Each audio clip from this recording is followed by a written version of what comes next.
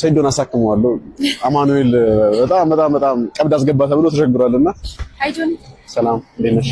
ዘይድ ሰላም። ላስት ላይ ሰይዶን አግኝቼው ነበርና ጆኒን ካገኘሁት አለቀውም እዚህ ቦታ ላይ እያለ የብሎኬት ቻሌንጅ ሰጥቷልና ምናልባት ለሱ መልስ ምታለ እኔ አይመስለኝም። ምግብ መስየው ነው መሰለኝ ወይ ደግሞ ቁርስ ብሎኬት በልቶ ነው የመጣው እና ትንሽ ወሰውሰዋል።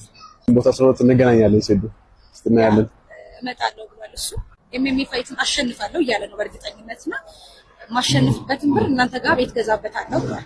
ምናልባት አንተስ ምንድነው የምታስበው? ካሸነፍ ያንን ሁሉ ብር ምን ልታረገው? አንድ ሰይዶን አሳክመዋለሁ። አማኑኤል በጣም ቀብድ አስገባ ተብሎ ተቸግሯልና ያለበትም ክፍያ አለ። ከዛ በኋላ ያለውን እንቀጥልለታለን።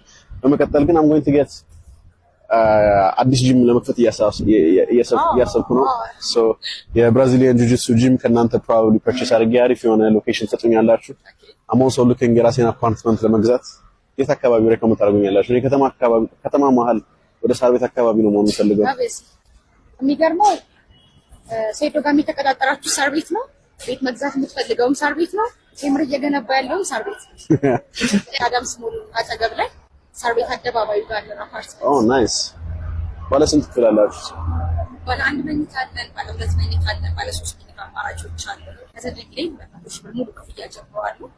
ቅድመ ክፍያው ቀላል ነው፣ ላንተ ቀላል ነው እያስባለሁ። ከ1 ሚሊዮን 800 ሺህ ብር ጀምሮ ቅድመ ክፍያ ማለት ስለማሸንፍ ሰይዶ እንዴት ይችላል ነው ጥያቄ።